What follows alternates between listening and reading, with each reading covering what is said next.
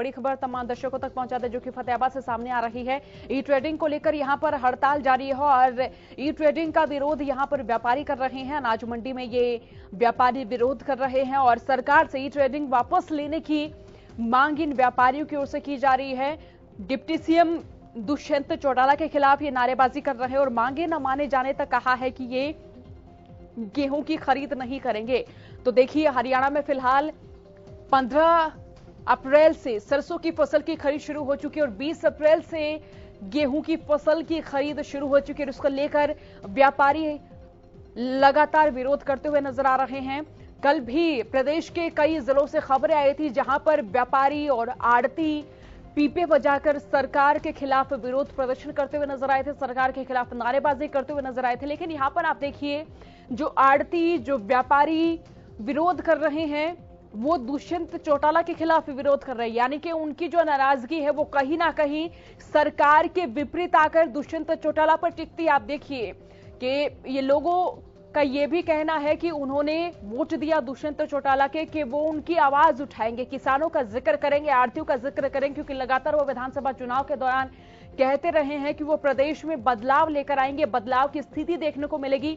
लेकिन फिलहाल देखिए, मुख्य तौर पर एक ही बात नजर आ रही है कि ये व्यापारी, ये आड़ती डिप्टी सीएम दुष्यंत चौटाला के खिलाफ नारेबाजी कर रहे हैं। ई ट्रेडिंग को लेकर ये व्यापारी हड़ताल भी कर रहे हैं और लगातार ये विरोध भी कर रहे हैं कि ई ट्रेडिंग का जो फैसला है वो सरकार वापस ले, और ये फैसला जब भी सरकार वापस लेगी तो तभी ये गेहूं की फसल की खरीद शुरू करेंगे।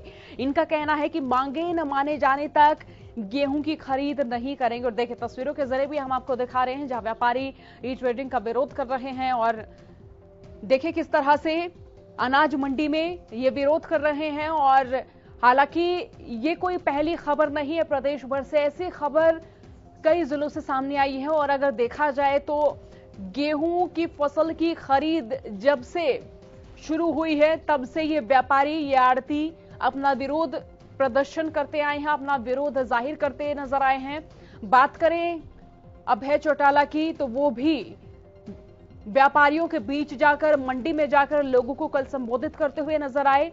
और अगर विपक्ष की बात करें तो विपक्ष भी लगातार सरसों की फसल को लेकर, गेहूं की फसल को लेकर सरकार पर हमलावर रहा है कि किस तरीके से सरकार किसानों के साथ नाइंसाफी कर रही है। और हालांकि सरकार की ओर से तमाम कोशिशें की जा रही हैं कि लॉकडाउन के चलते किसानों को तमाम सहूलियत दी जाए, व्यापारियों को तमाम सहूलियत दी जाए, आड़तियों को तमाम सहूलियत दी जाए, मंडियों में जो तमाम व्यवस्थाएं हैं उनको दुरुस्त किया जाए ताकि किसी भी तरीके से किसान किसी भी समस्या से दो चार ना हो। लेकिन फिर भी आप देखिए, प्रदेश भर से इस तरह की खबरें सामने आ रही जहां पर व्यापारी सरकार की कार्यशैली से असंतुष्ट नजर आ रहे हैं, आड़ती भी लगातार विरोध कर रहे हैं। बात अगर किसानों की करें तो किसान भी अपने अपने स्तर पर विरोध प्रदर्शन कर रहे हैं। और बात अगर किसानों की भी कर ली जाए, क्योंकि गेहूं की कटाई कहीं पर हो चुकी है, कहीं पर गेहूं की कटाई हो रही है, तो वहां पर किसानों के पास इस तरीके से लामबंद होने का कोई भी मौका नहीं है। फिलहाल वक्त एक ब्रेक का बुलेटिन। बड़ी खबर बता रहे जो कि फतेहाबाद से सामने आ रही है। ट्रेडिंग को लेकर व्यापारी यहां हड़ताल पर हैं और ये व्यापारी लगातार ई ट्रेडिंग का विरोध कर रहे हैं और अनाज मंडी में व्यापारी विरोध प्रदर्शन कर रहे हैं। और प्रदर्शन का यह सिलसिला तब से सरसों की फसल की खरीद शुरू हुई है तब से जारी है। अब फिलहाल गेहूं की फसल की खरीद भी शुरू हो चुकी है, तो इसको लेकर लगातार व्यापारी भी विरोध प्रदर्शन कर रहे हैं, आड़ती भी लगातार प्रदर्शन कर रहे हैं। तो इसी मार्फत ज्यादा जानकारी के लिए रुक कर लेते हैं फतेहाबाद की, जहां से हमारे संवाददाता अजय मेहता हमारे साथ लाइव बने हुए हैं।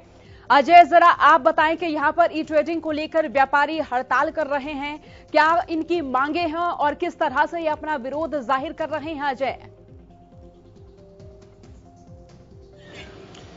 जी सोनी, देखिए बिल्कुल बताना चाहूंगा कि जिस प्रकार से सरकार ने इस बार ई ट्रेडिंग के माध्यम से परचेज करने की बात कही है, उसको लेकर के व्यापारी जो है लगातार लामबंद हैं और स्पष्ट तौर पर ये कह चुके हैं कि जब तक पुरानी नीति के आधार पर फसल की परचेज नहीं की जाती है तब तक वो किसी भी तरह से जो है पीछे नहीं हटने वाले हैं और अपनी जो हड़ताल जारी रखेंगे।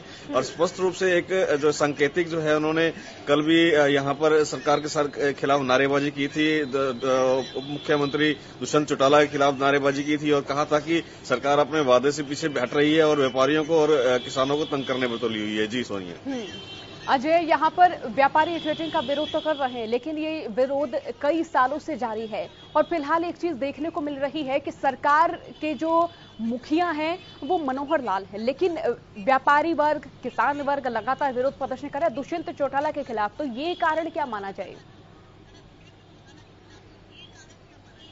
जी देखिए, निश्चित तौर पर इसमें जो इस बार जो लोगों का जो कहना है और जो व्यापारी हैं लगातार जो सरकार के खिलाफ अपनी नारेबाजी भी कर रहे हैं और इसको मुख्य तौर पर दुष्यंत चौटाला को घेर रहे हैं। इनका कहना है कि इलेक्शन के समय भी और पहले भी जब भी दुष्यंत चौटाला जो व्यापारियों से रूबरू होते रहे हैं तो उनका यही कहना था जब भी सत्ता में आएंगे तो व्यापारियों का विशेष ख्याल रखा जाएगा और जो है फसल को जो है और किसानों को किसी प्रकार की परेशानी नहीं होने नहीं दी जाएगी।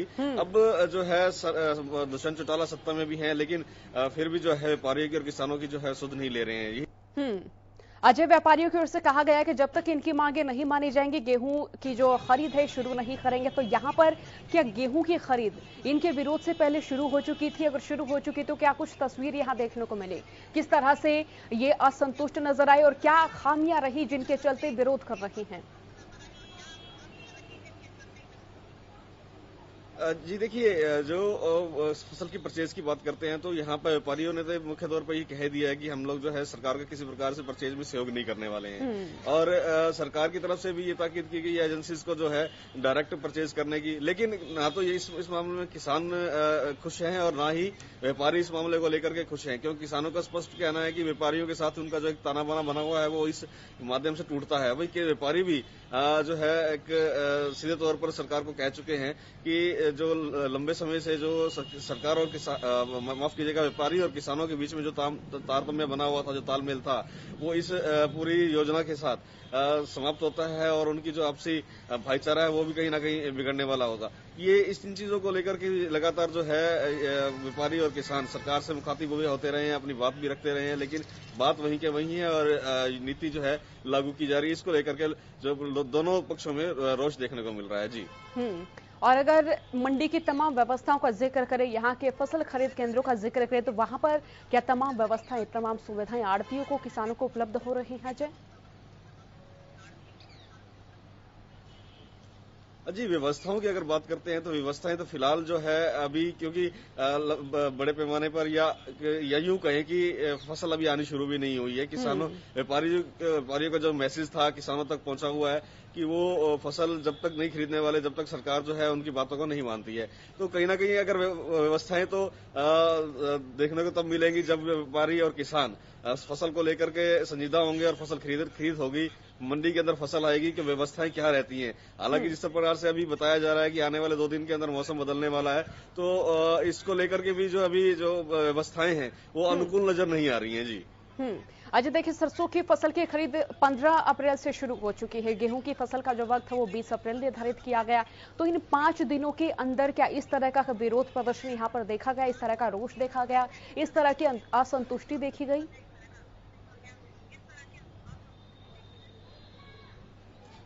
माफ कीजिएगा, सुनिए, एक बार सवाल दोहराएंगे दोबारा? आज सरसों की फसल की खरीद 15 अप्रैल से शुरू हो चुकी है और गेहूं की फसल की खरीद 20 अप्रैल से शुरू हो चुकी है। तो जब सरसों की फसल की खरीद शुरू हुई, क्या इस तरह की असंतुष्टि, इस तरह का विरोध तब भी देखने को मिला था? जी देखिए, सरसों की फसल की खरीद के लिए जो यहाँ पर परचेज सेंटर बनाए गए थे, बुना है, बट्टू है, तो यहाँ पर पे जो है बड़े जो एक तुले मुले जो शब्दों में कहें तो एक किसानों को ये कहा गया था कि उनकी जो फसल है एक सीमित दायरे के अंदर खरीदी जाएगी, क्योंकि सरसों का बहुत बड़ा जो है इलाका यहाँ नहीं था, तो यहाँ पर बहुत बड़ी अव्यवस्थाएं देखने को तो नहीं मिली है। लेकिन किसानों के अंदर ये रोष जरूर था कि जिनकी फसल जिनकी 50 मन तक फसल है उसको 10 मन तक लाने के लिए कह रहे हैं, या जिसकी 10 मन है उनकी 2 मन तक एक जो है आंकड़ा दिया गया था, इससे ऊपर नहीं ला सकते। ये इसको देखते हुए किसानों के अंदर जरूर रोष देखने को मिला था। जी। जी, बहुत शुक्रिया अजय तमाम जानकारी के लिए।